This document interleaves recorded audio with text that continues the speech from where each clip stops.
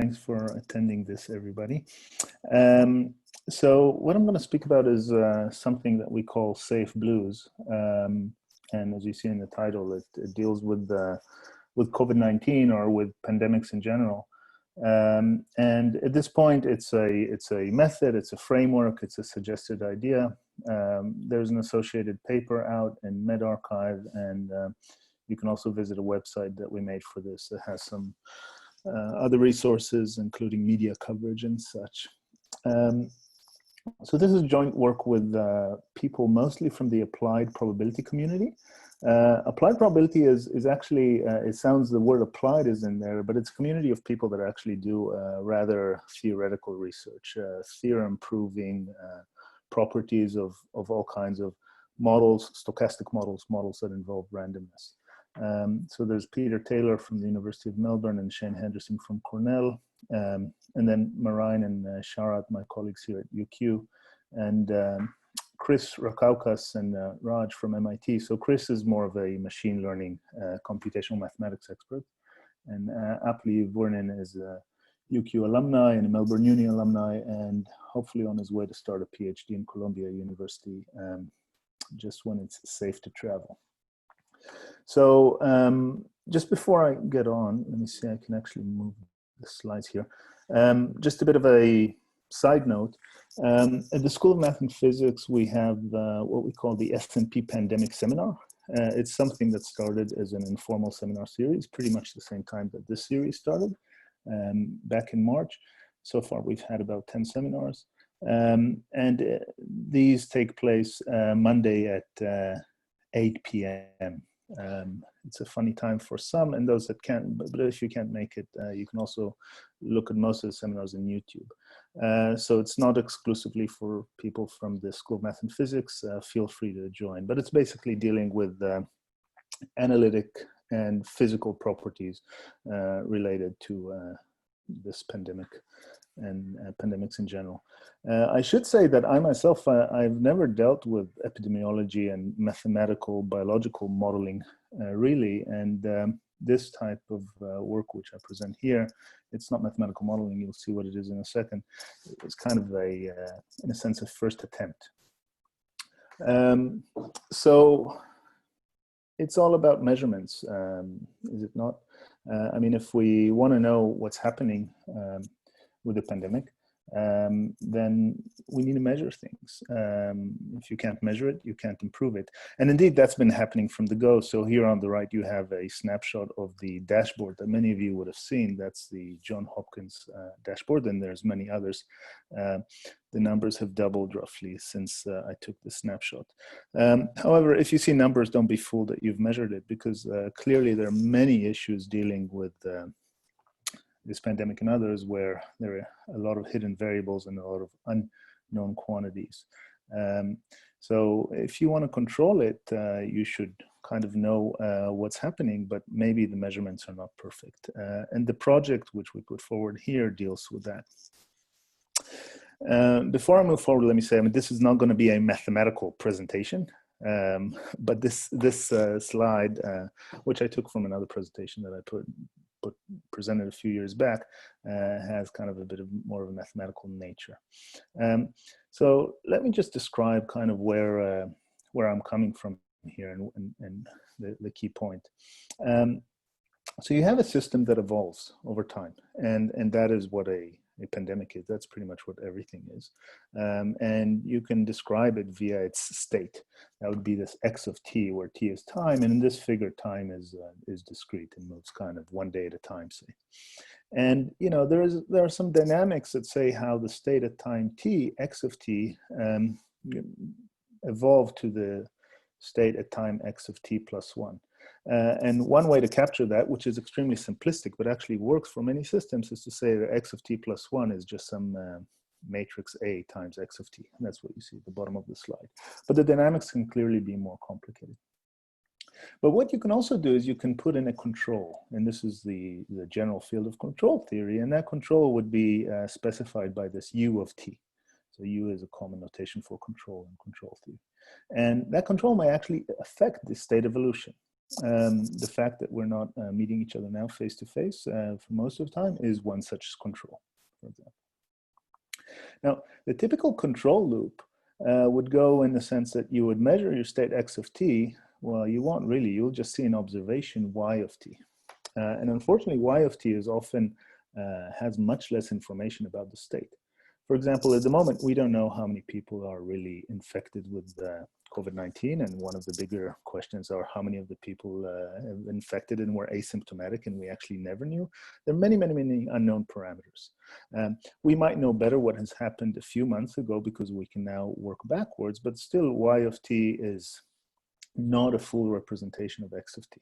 So this measurement in this specific paradigm that I'm showing here is kind of described via the matrix C, but that's not really important. I mean, this slide is here just to get a feel for this kind of world that I and colleagues live in the world of control theory and measurements and optimization and such. So what you often do is you get your observation y of t and you make an estimate x hat of t. So that's the state estimate. And you use that to devise your control. Okay, so this type of figure that you see here is what you call a feedback control loop. And if you can get pretty good state estimates, then you're in good shape. Well, we think that in COVID, you are actually getting very bad state estimates. And that's what pushed us to push this idea forward. So many of the models are actually the observations are extremely ill-conditioned in a sense that you cannot get a good state estimate at all, and hence your control is not so precise. So what you can do is you can maybe over-control by closing everybody has been done, and that's maybe the best thing to do given that you don't have more information. So at the time that we were working heavily on this, which was in March and April, it was clear that, you know, we'd be at around June, and where leaders around the world are thinking, well, how and what to reopen our economies. So this schematic figure, which was drawn about 2 months ago, you know, is perhaps somewhat relevant to what has happened today. So social distancing measures have reduced the pandemic. There's no argument about that. And we're now at around June, July, and, you know, economies are opening up, or sometimes they're opening up in other ways. People are demonstrating in the United States in rows and all kinds of other things. And there might be some rise in the pandemic in different places, in different locations. So what we suggest is this method that we call Safe Blues, which should have been implemented, and it wasn't. It eventually was not taken up by any state of government, not yet. Say it around May or April, we would learn some things about the system, and as I will show you in the following slides, and that can give a better indication of how to reapply or readjust or retune or fine-tune or tweak social distancing measures and similar measures in the months that are to come. The underlying premise is, again, that anything that the government does now at any state, any location, any place, it does not know, we don't have immediate feedback on the effect of the pandemic. Okay. So what is the basic quantity in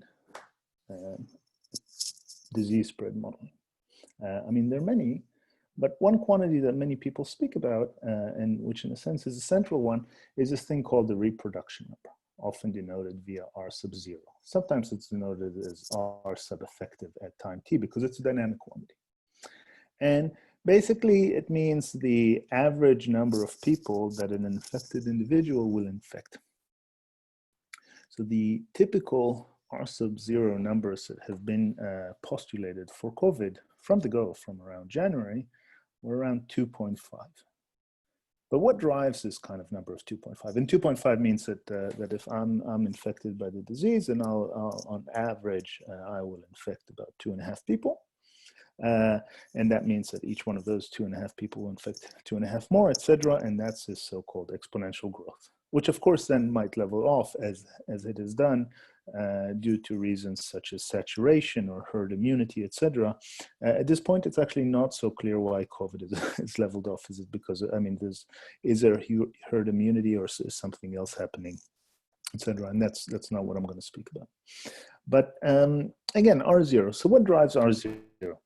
So maybe you could say that it's a function of 4 different distinct things. Of course, there are interactions, but there are these kind of 4 inputs.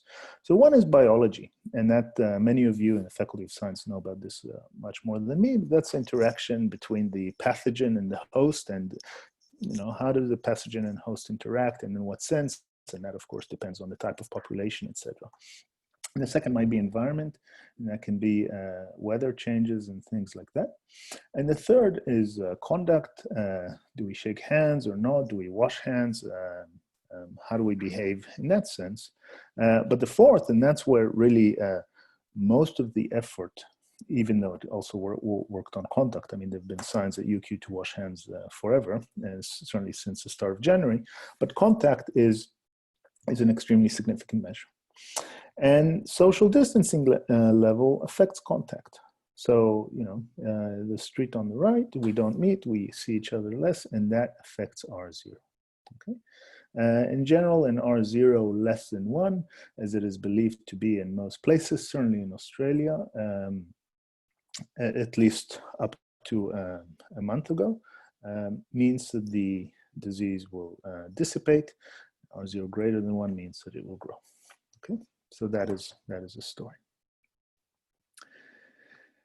Now the thing is that we can't measure really R0, and there've been attempts using all kinds of surveys, etc. And you'll see many estimates of R0. But since contact is extremely dynamic, and since social behavior has significantly changed and continues to change, it's completely not clear how social distancing really affects R0. And from a government control perspective, what we would kind of like to do is to affect R0 on a level such that it's low, but without having to pay too big of a price, dynamically over time. So what if things were as follows, that you had 2 types of viruses, as we do now? I mean, there are multiple viruses, and of course, COVID itself has multiple strands, but so far we don't believe it is kind of mutated extremely significantly, or at least that's a general belief. Okay, but what if you had 2 types of viruses that are completely different? So you have this virus 1 and virus 2. So they would each have their own biology. Okay, that would be completely different. And they'll have their own function, F superscript 1 and F superscript 2. But they'll share the same environment and the same conduct and the same contact. So social distancing will affect both of them. So in such case, imagine that we can measure this second virus. So imagine that the virus on the left is COVID, but we can measure the virus on the right, and that's something else. Okay. So since we can measure it and say measure it effectively, we could learn stuff about the contact as a function of social distancing as we continue to adjust social distancing. And by that, we can get estimates of the virus on the left. And that's pretty much the idea of safe blues. It does it in the same way, only in a safe, privacy-preserving, non-malicious, non-biological, but rather electronic way. It's not contact tracing apps, but it's related. I'll explain. So on the left, you have your COVID virus, and it's affected by the biology of COVID and by that function of COVID and by the environment and the contact and the contact. And on the right, you've got a variety of virtual safe viruses that we call safe blues. We call them safe blues because the idea is to transmit them using Bluetooth in the same way that our COVID safe app works here in Australia and other contact tracing apps work. So, and we don't have one, we have many strands, and they behave differently. They behave differently with different infection probabilities, with different incubation periods, with different type of behavior as a function of distance and time and connection. None of them is a real virus, they're all virtual safe viruses. And they all don't have their biology, they have their Bluetoothology, which is the way that the virus spread behaves as a function of people moving around, people touching each other, maybe walls, etc., Of course, it doesn't count touching things and moving elsewhere, and that's how the actual virus sometimes spread. But still, they all spread due to individuals coming physically into contact with each other or not. So the social distancing that we enforce as a government or a society on the virus on the left will also affect many of the virtual safe viruses on the right. The difference is that those safe blues can be immediately measured in real time, and the virus on the left not. So then we can learn something about the virus on the left from the viruses on the right. So that's the general idea. And here's a technical solution for it. So what we put forward is actually a full protocol, in a sense that it's a protocol that can be implemented, and we're actually starting now to implement the app jointly between the University of Melbourne at UQ. There's still things to sign here at UQ, etc., but work has already undergone at the University of Melbourne on the app. But at this point, this is a framework.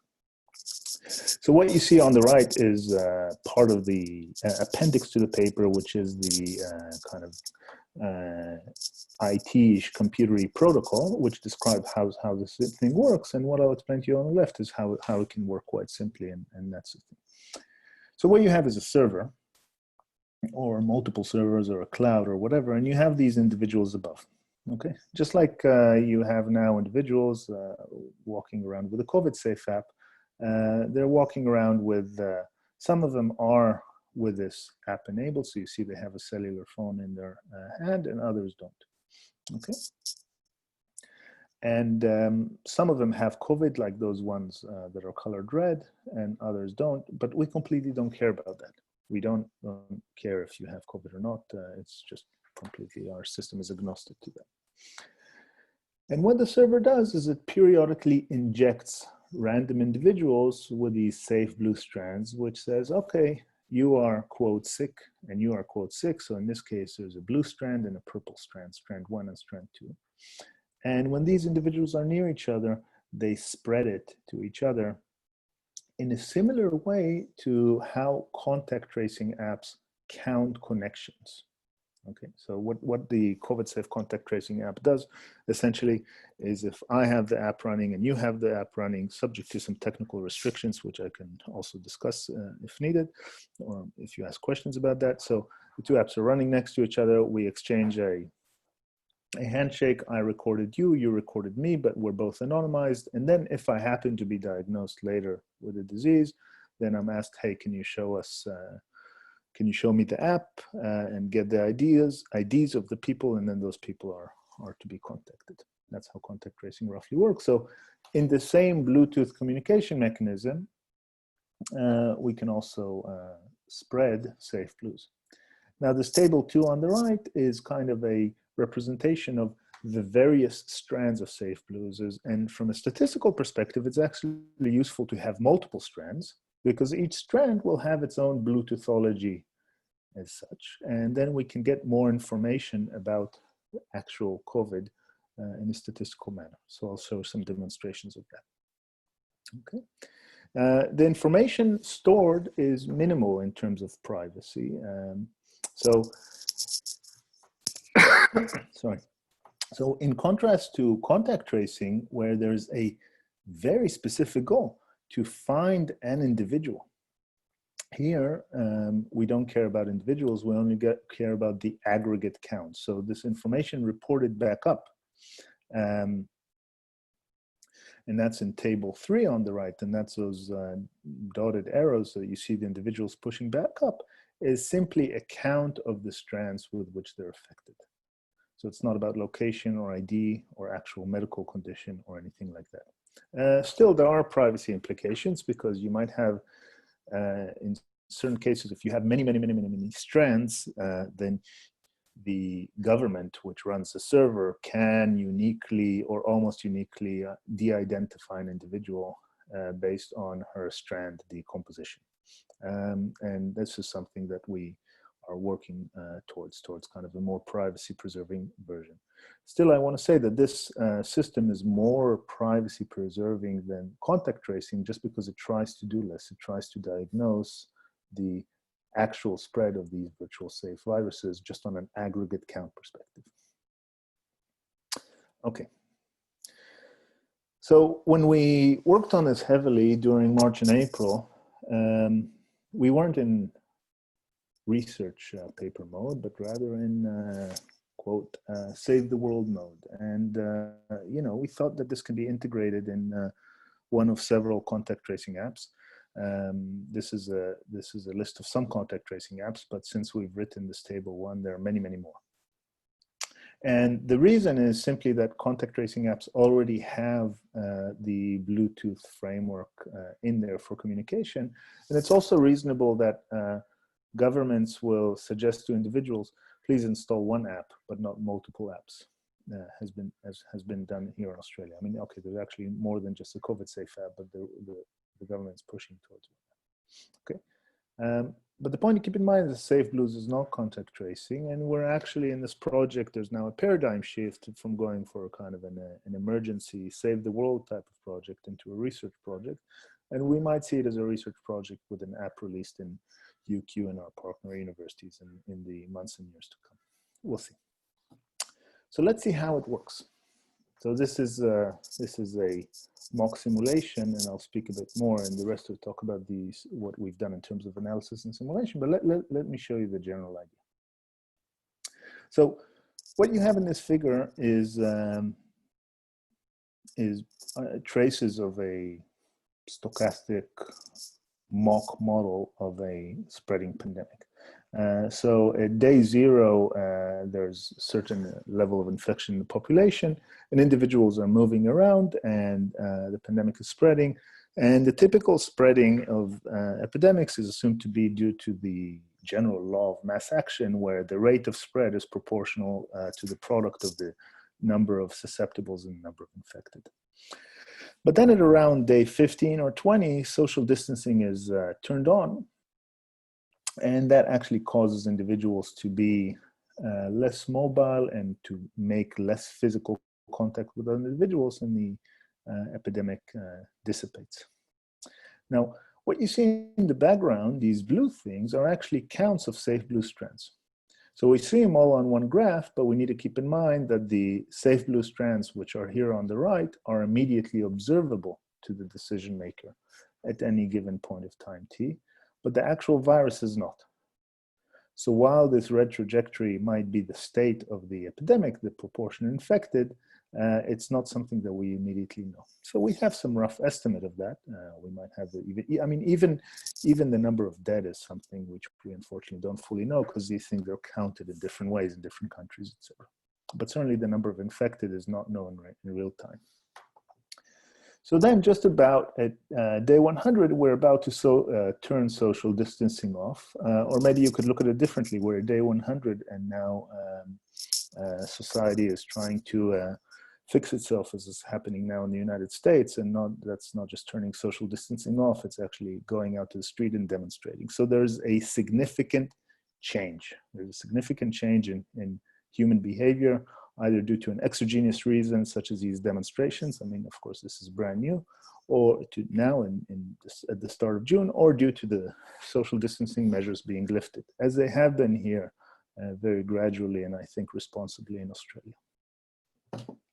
So you're at day 100 and you turn social distancing off, and 2 weeks pass roughly and you're at day 115, but you do not know what happened with the pandemic. And policymakers are saying this all the time. It's clear we do not know at any given time how many infected individuals we have.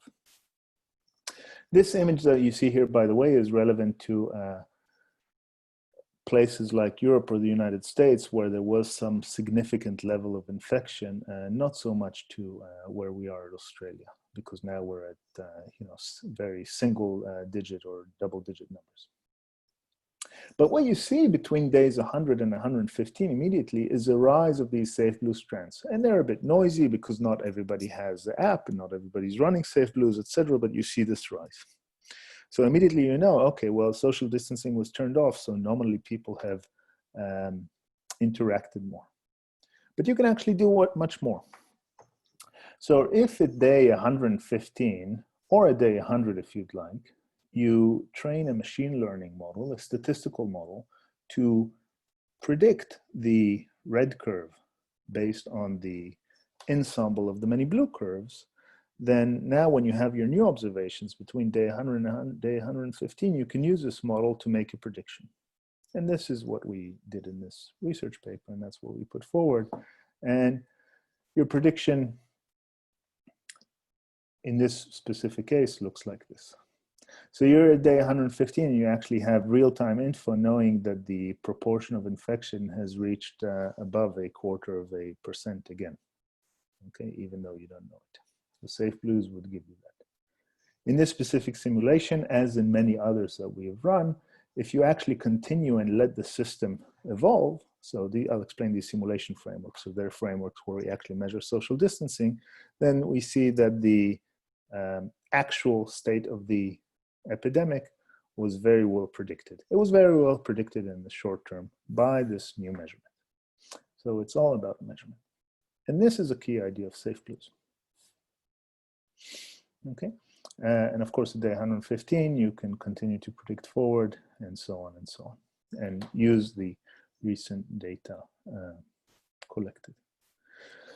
So what are some questions dealing with estimation and control with the safe blue system? I mean, I've said that a safe blue system would be a way of getting this extra measurement, getting more information. What can we expect to see? So one is an early warning system of varides towards a second wave, and everybody's looking for that.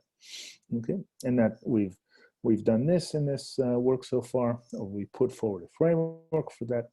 And the second is actually getting a real-time estimate of R effective of T, which is basically R0, the dynamic R0, the reproduction number. Okay. Of course, there are other goals, and they're written here. So one is, how do we optimally control social distancing? And it might be that different societies might be very responsive to kind of, hey, there's now we can do this, now we can do that, kind of like adaptive speed limits. Projecting the course of the epidemic in the medium and the long run. In my view, if anybody tells you that they can do that, then at this moment they're just basing, it's just not doable. There's not enough information. And even with something like Safe Blues, I don't believe that we can really do that. Estimating the proportion of asymptomatic carriers of COVID-19. So this is a very big question, and people are working towards number 5 in different ways, but having an additional signal that would actually say, how did these, and again, I go to this key slide, how did these additional virtual viruses, virtual safe viruses spread, will just give you more information in the system and can, in effect, help with 5. And of course, as with any projection, it's important to have uncertainty bounds, and that's number 6. And there's also number 7, which is, if you have such a system running, and this is still not something that we worked on. So here in this simulation, the strands were all injected at time 0, okay? So it's as though we're at the year 2023 and you have a safe blue system, and there was COVID-23. Let's hope there isn't.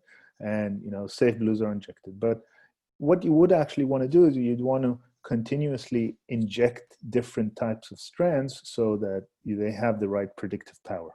And strands vary, I didn't say too much about this, they vary according to this table 2 on the right, according to their infection probability and how infection and their duration of incubation and infection and stuff like that. Okay, so these are questions. Okay, so this was the key part of the talk. Now, just a few more details on what we did in this quick paper that we pushed out. You could see on the Safe Blues website or just directly in medRxiv. So how does one evaluate such a system? We haven't tested it on a real system because we don't have a real app working yet. I must say, about a month ago, things look different from our perspective because we were speaking with people that are directly advising government in Uruguay and in Slovakia, and people that are close to people directly advising government in Finland and Argentina and France, and also here in Australia. And we thought, oh, this type of system can actually be implemented quickly on top of contact tracing apps. However, what many have told us is that the barriers due to privacy issues, which are very important, are big. And anything that complicates a contact tracing app by doing some additional thing would would have a lot of resistance, and that's what we found out to date. But anyway, now to this part. So how did we evaluate safe blues so far? So this is what we do in mathematical modeling. We sometimes, and as we do in many places, we make some abstractions of reality. Sometimes abstractions are meant to be really good descriptors of reality, but at other times it's enough to just capture the essence of what's going on. And here we went for the latter. We created model 1, model 2, and model 3, each of which has the following components, and I'll explain what these models are. They each have a mathematical formulation behind them. I've hidden away the equations in the computer code, but I'll just explain what the models do. So each of them have the following things, the following attributes. They're individuals, that's clear. There's a COVID pandemic spreading, or a virus spreading, epidemic spreading, that's clear. There's a way to affect social distancing using an external control. And each of the individuals also, some of them have safe blue enabled devices. You see these little folks there holding cellular devices, and some of them don't. Okay. So the model on the left is simplest, the model on the right is more complex, etc. So the model on the left. So this is an extremely simple discrete time model where I assume that the end individuals are drawn here as though they're standing on a circle, work as follows. On each day, each individual invites a random number of other individuals for a cup of coffee. Okay, so you have the green inviting 4 individuals and the orange inviting 3 other individuals. And that means that they've made contact. Then as they make that contact, there is chance for COVID spread and there's chance for safe blue spread. Social distancing is affected by the mean number of individuals that you're allowed to meet, okay? And that would then affect both the COVID spread and the safe blue spread. Again, under this, I'll go back to this slide, which is a key slide, because they're both affected by the contact. The Bluetoothology and the biology is different in each. And indeed, what we do, we throw random strand, well, I should say arbitrary strand capabilities to the different safe blue strands that are being propagated. The central model is completely different. So here you have what we call a complete binary tree, and each individual traverses from the leaves on the tree, that's on our left, to the root of the tree, and that's on the right. And of course, in the root of the tree, if the depth of the tree is k, then you can, an individual may hang out with up to 2 to the power k under individuals, whereas at the leaves, they're just by themselves in their home. Okay, and when they move 1 node to the right, there's a potential to see their next door neighbor, and to the right, there's, you know, to see the neighborhood, etc. So this is a continuous time stochastic model where we use something called the Gillespie algorithm. Some of you in chemistry would know about that. In probability, we like to call it the Doob-Gillespie algorithm for simulating what's happening in this model. So individuals move according to what we call birth-death continuous time Markov chains to left and to the right, and the spread occurs just like in the previous model when individuals are sharing nodes with other individuals. Okay. Social distancing just pushes statistically the individuals more towards their roots, towards their leaves and away from the root. And opening up social distancing allows them to move more freely left and right on their trajectories. The third model is a simple spatial Euclidean and the plane model where each individual has their own home and they're assumed to circulate around their homes according to what we call a biased random walk. So it's a random walk that's kind of biased a bit more towards back to the home. So you're kind of walking around the house and your dog and coming back, walking around and coming back. But you also teleport to the shopping centers where many individuals teleport to the shopping centers, and there more contact may appear. And virus spread is actually, as you would think to do in a kind of a model in Euclidean space. is if two individuals are in physical proximity, so an individual has a state which is their coordinate in physical proximity, then they can actually spread the virus. Social distancing causes people to be more at home and go less to the shopping centers, and to also minimize the radius of spread. Okay, none of these models are meant to be used as predictive models for what's happening in our communities or in society, but all of them allow us to vary social distancing and to see how safe blue spread and COVID spreads. And this is, and then to see if we can actually use a machine learning framework to make some predictions. And this is what we did. You've got model 1, model 2, and model 3. You've got 3 completely different trajectories. The machine learning framework was not tuned for the specific model. So it actually does not know what the model is. It's just a general framework that pretty much sees the traces that you see here, including the number of susceptible and number removed or recovered or dead. Okay.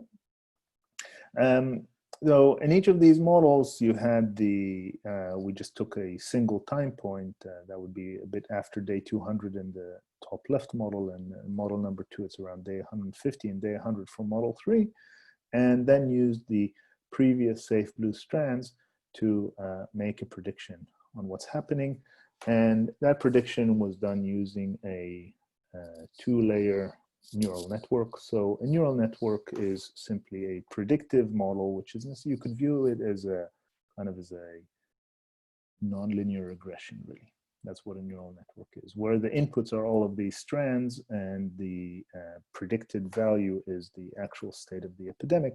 And what the neural network fitting does in each of these black lines at a given time is try to make that green curve as close as possible to the actual epidemic by tuning the weights of the neural network. Okay, so this type of, this is small data in a sense. This is trained within a few minutes on a personal computer.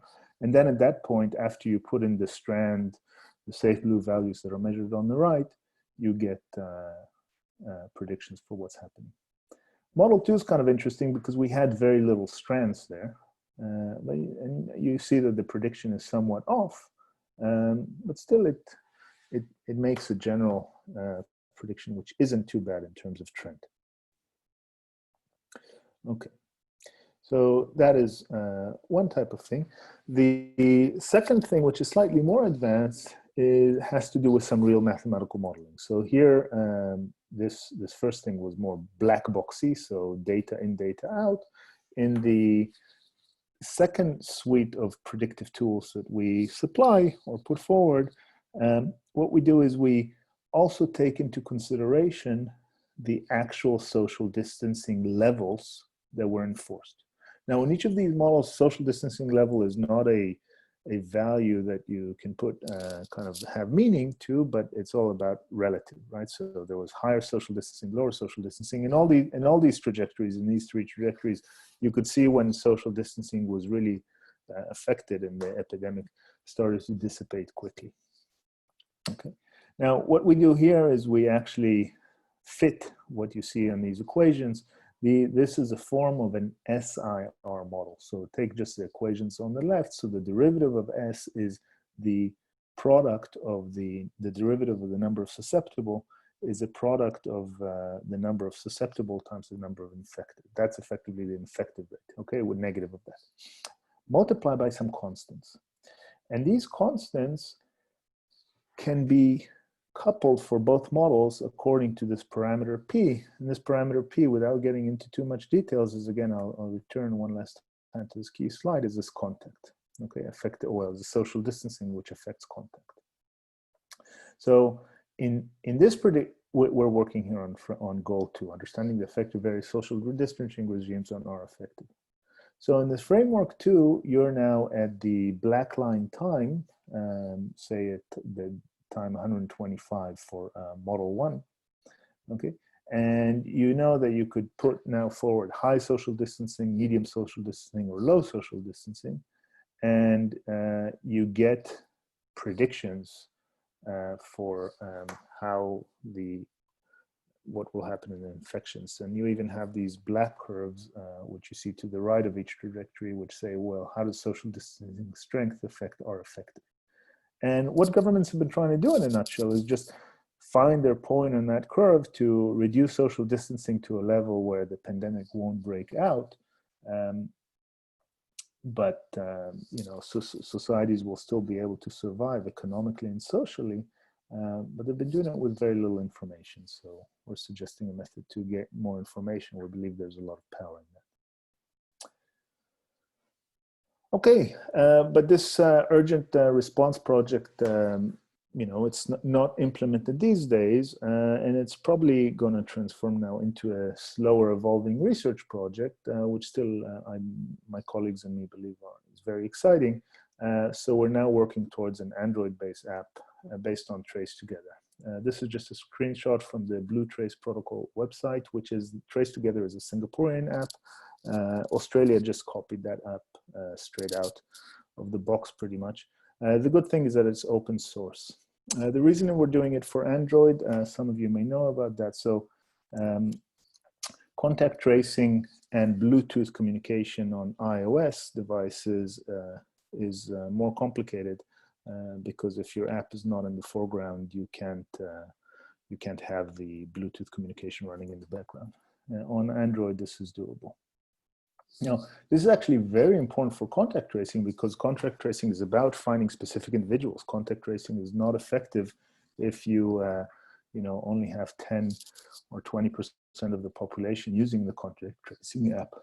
But with something like Safe Blues, it's actually fine. Even if we were just working on Androids or not on iOSs, we will still hopefully get a signal and know how community contract is happening in real time. And that is it. Will you all join me in thanking Yoni? There's a clap thing, and if you don't see your screen, Yoni, you can see all the claps. Okay, thank you. Okay, does anyone have any questions? Given the topical nature of the presentation, I'd be surprised if there were no questions. I'm just trying to organise my screen so I can see everything. If you have a question, can you just turn on your camera and ask it?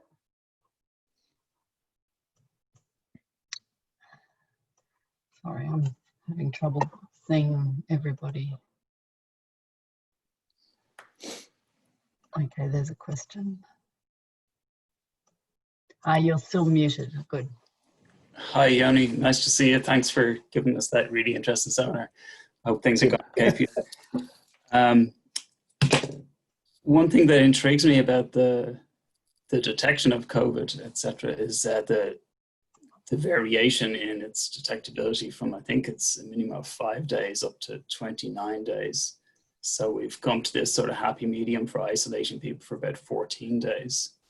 So I was wondering, could your app or could the simulations you use for the app give insight into the sort of sensitivity of that wide range of uncertainty? Yeah, thanks. I mean, I'm actually, so the typical thing that is done, there are two kind of paradigms for trying to make, COVID estimation in general. One is a mathematical modeling paradigm that you know very well, but then you have to kind of estimate all kinds of parameters and put them in. And of course, you then collect more data in real time or almost real time and you throw it in. And the other is kind of this black box modeling where you're looking at the curves and predicting what's happening with the curves. The framework we put forward is more of the latter type, the black boxy, but we're just suggesting that there'll be more inputs, and we believe that these inputs are actually the critical ones that will make the system detectable versus not.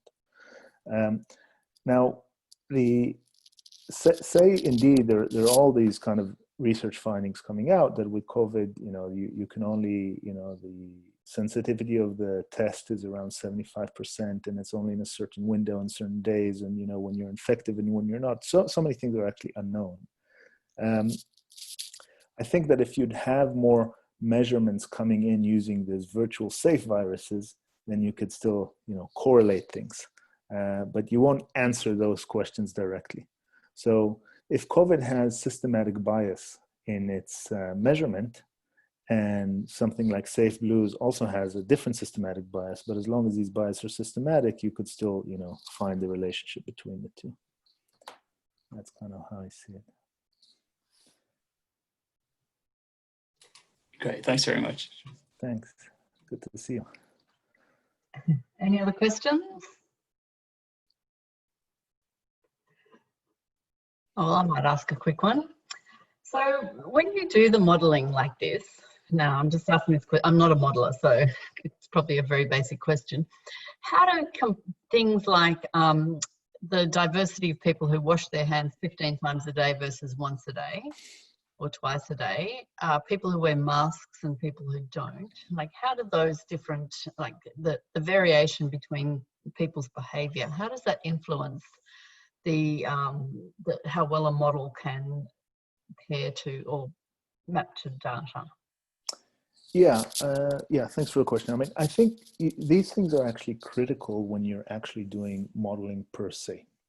And in modeling per se, there are kind of different views. There's one view is to take an aggregate count, and that was Australian modeling that was released by people mostly from the University of Melbourne, as well as others, where you kind of do, aggregate counts, and you just think that everything is averaged out. So just like the fact that people have different habits of contact, of washing hands or not, there's of course, different ages, etc. So there are inherent distributions within the biology, within the contact, etc. It's all in there. A different view of modeling is actually doing agent-based modeling, and some of the models that came from University College London or early on in March, which were based on previous influenza modeling, are of that type. So they actually treat individuals as agents, and there's an attempt to actually see how agents are behaving. However, there's still all this kind of parameters that one needs to guess, or one could say, postulate. I mean, we're all scientists, and we know that sometimes you actually measure a parameter, and sometimes you need to use your best, most sensible estimate. And that's why I believe that while modeling is strong, it can be way off, sometimes by an order of magnitude. The Safe Blue paradigm, as are other paradigms of this sort, take an additional point of view that don't necessarily push models aside, but put a much more kind of big data science, real-time information measurement approach. And it appears that within a pandemic, the actual contact that we are having in proximity is important. Now, I'll just elaborate just a bit more on that. There have been questions, hey, why do you need to spread a virtual safe virus? Why not just do contact counts? Okay, so contact counts are a simpler thing, so I can see how many people I'm in contact with and report that up. The reason we believe for the strength of virtual safe virus as opposed to contact count, because if you do contact count, there will still be these unknown parameters that kind of say, well, how do contact counts relate to the actual spread of the disease? But with virtual safe virus, you might think that since you have all these Safe Blue strands there'll be a few that have high predictive power because a linear combination or some combination of them is a good predictor of COVID. Okay, thank you. Any other questions? All right, well, thank you very much for that. It was a really interesting seminar, and it's interesting to see how maybe governments are thinking and what tools they might be using in some of the decisions that they're making as well. It sort of opens our eyes a bit. So thank you very much. And yeah, so that was our second last seminar of the ASO series. And thank you. Okay. And thank you to our audience as well. Okay, there's some chats going. Some thank yous in the chats. All right, well, everybody have a nice weekend, and see you all next week at the seminar. Thanks. Bye. Bye.